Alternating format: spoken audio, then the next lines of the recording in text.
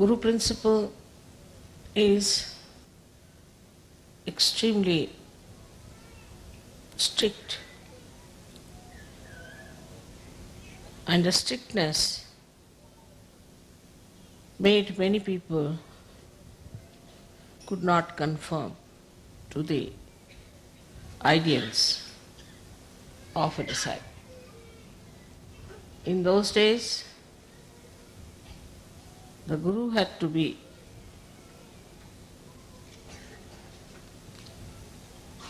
absolutely the authority. And it was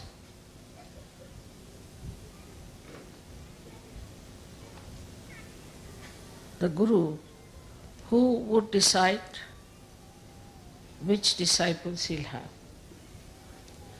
And one had to go into great tapasya, to great penances, to even become a disciple. And this hardship was the only way the Guru used to judge.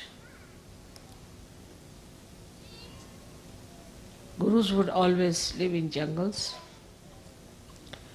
and they would select their disciples, very few, very, very few. And they had to go and beg food from the neighboring villages and cook food for their Guru with their own hands and feed the Guru.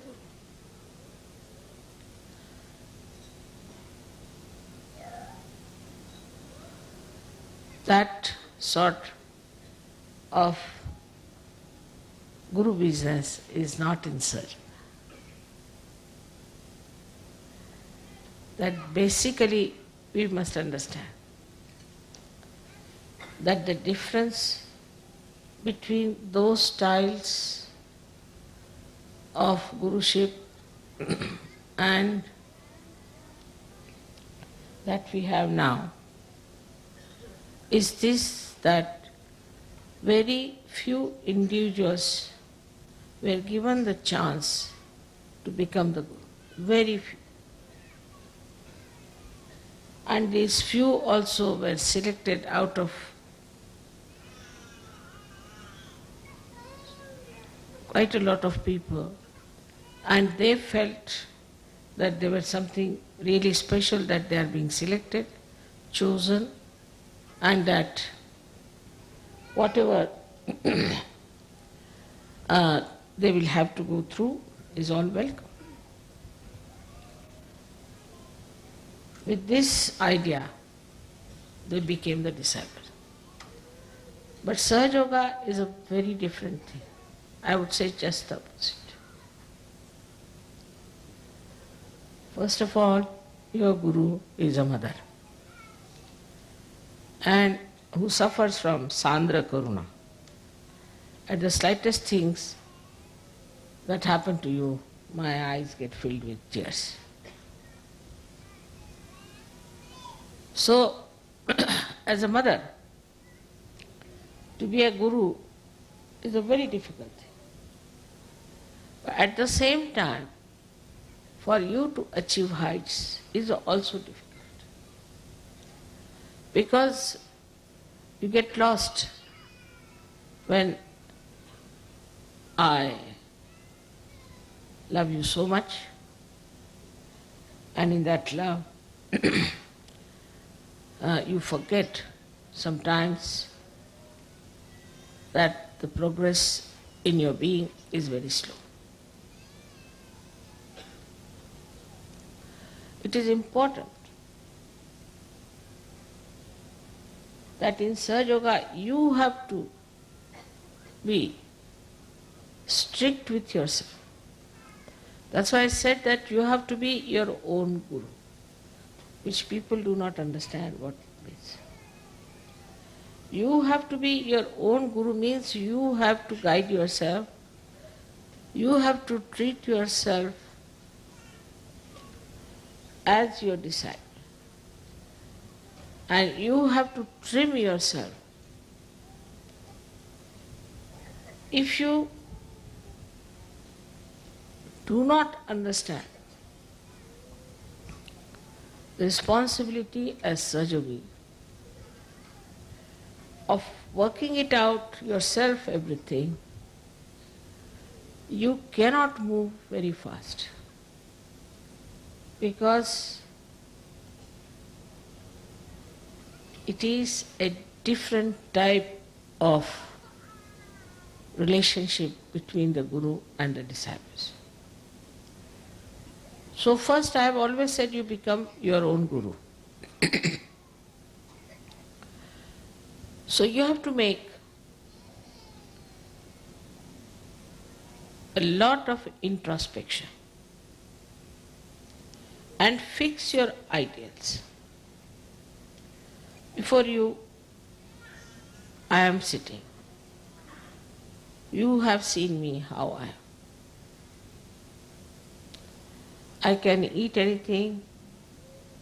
I need not eat at all for days together. I can sleep anywhere. I may not sleep at all.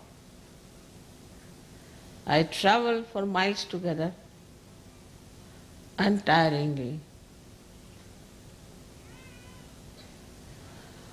I have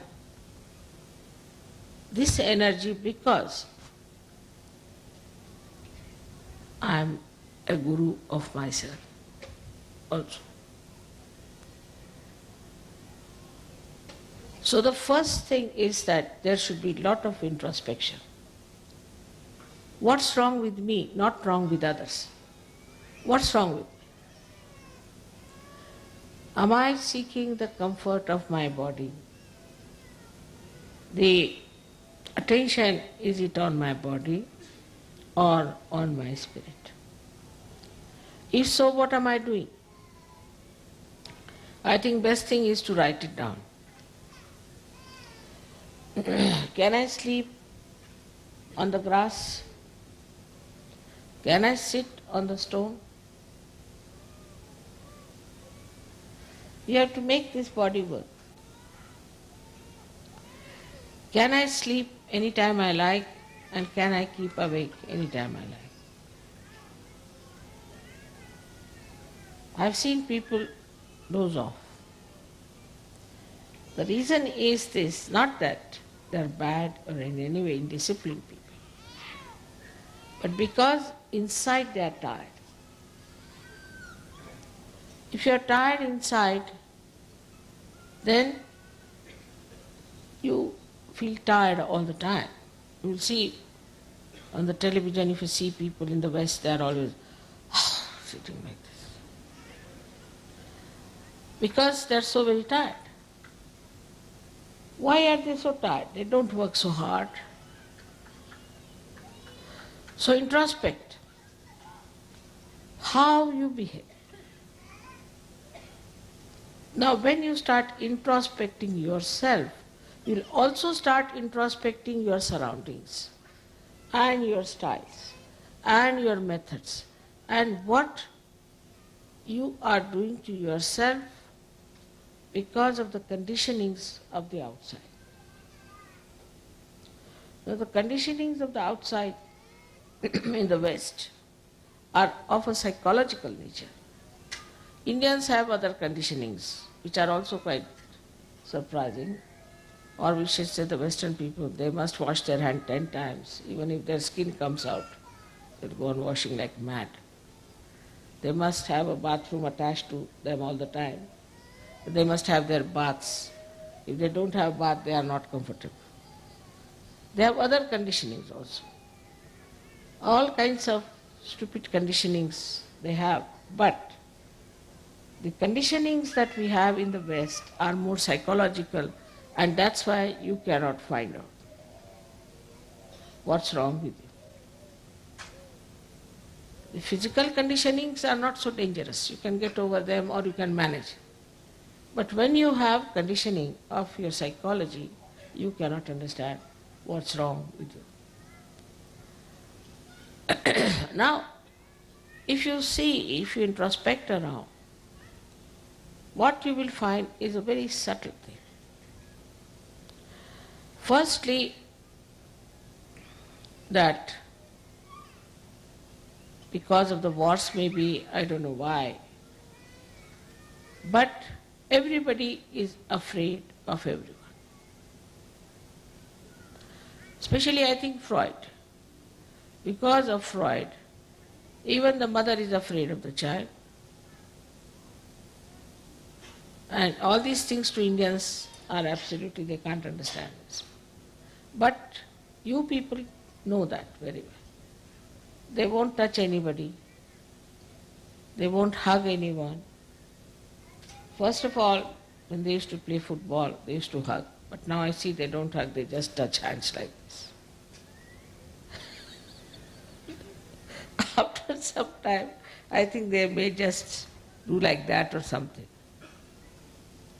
So frightened that nobody, even the children I've seen, are frightened of hugging their parents.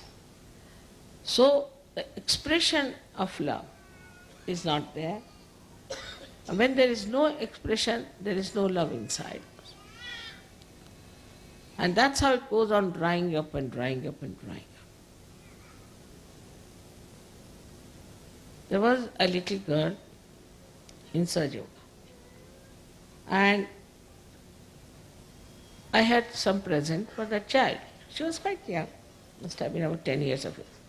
So I gave it to one Sahajayogi, Western Sahajayogi, that you go and give it to her and say that I have given. No, mother, I won't give. I said, why? She'll misunderstand me. I said, what will she misunderstand? It has gone so much into the heads of people. And this has created really the psychological insecurity within you. From very childhood, this insecurity has been working. And that's why you are frightened of each other. Even of your parents, of your brothers, your sisters. Psychologically, you are suffering. And when first I came to England, they used to say it is the insecurity. I said, what insecurity? The whole world is afraid of the Western world. And what are they suffering from insecurity? They have made everybody insecure all over the world. And why? What are they insecure? They are insecure within themselves, in their own society, in their own family, in their own groups.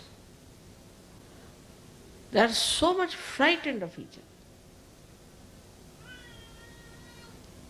So the first thing, you should be fearless. You are a Sahajayogi, you are no more immoral. Cannot be immoral. If all the time, if you start thinking that you are immoral, and if you do something it is immoral, and that you have to go and do some confession somewhere, then what is going to happen to you? What sort of a personality you will have?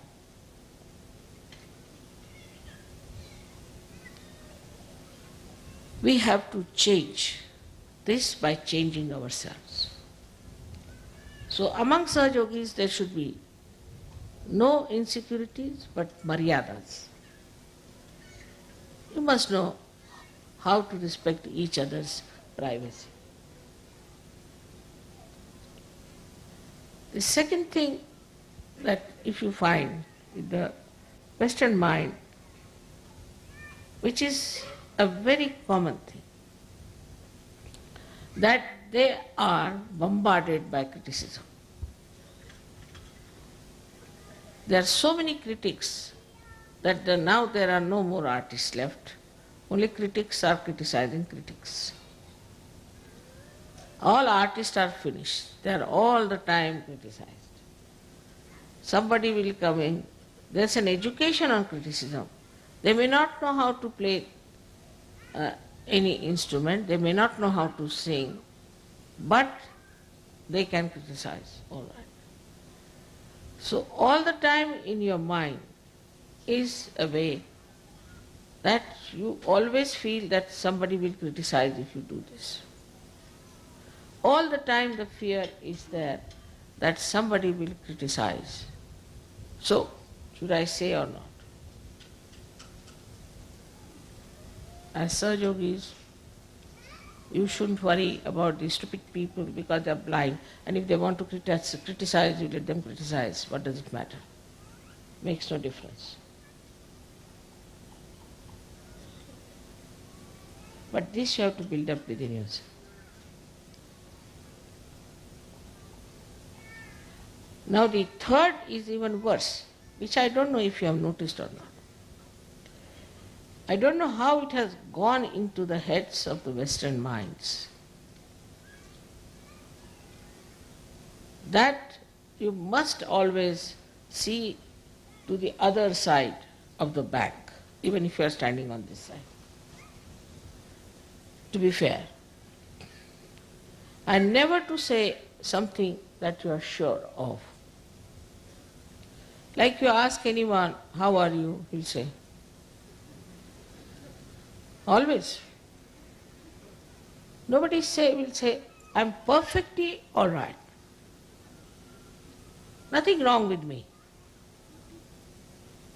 What's wrong? Perfectly all right. Thank you very much. But it is never. They are not sure of themselves all the time. It's shaking. And this shaking inside gives you a personality which can never progress. Progress comes when you put your step forward, you put your foot firmly on that point, and then put the second step forward, like as you climb on a mountain. But in the first place, only if you are still thinking that it's halfway through, then how can you go further? You'll only move on two steps, this or that or this or that. This is another very big psychological detergent, I should call it, or detrimental thing for your progress. Now the third thing you have learnt, which is also third or fourth maybe, that you must argue out yourself. Like you have a problem. You'll come and tell me, Mother, this problem I have got. This is very common with everyone. I have this problem. I'll say, all right, this is the solution. Then you will come out, no, but in this will happen. Then you tell another solution. No, Mother, this can be this way. All right, you tell third solution. No, Mother, in this can happen. Tell fourth, this can happen. You are standing against yourself all the time. Then I have to say, this is your problem, not mine, and I am giving you the solutions, and if you want to solve your problem, better take a positive attitude. The brain is this way. In our Hindi language, it is called ulti khopdi. You are all the time arguing against yourself. So how can you progress? This is another great problem of the Western mind, that it doesn't try to face any problem as your own, but go on arguing with yourself like a lawyer. See, there are two lawyers, one yourself, another lawyer, one arguing. So is a double personality in the being. Is not a single personality. As I said, it is very, very psychological that people have to take to this kind of a turn suddenly without understanding how dangerous it is.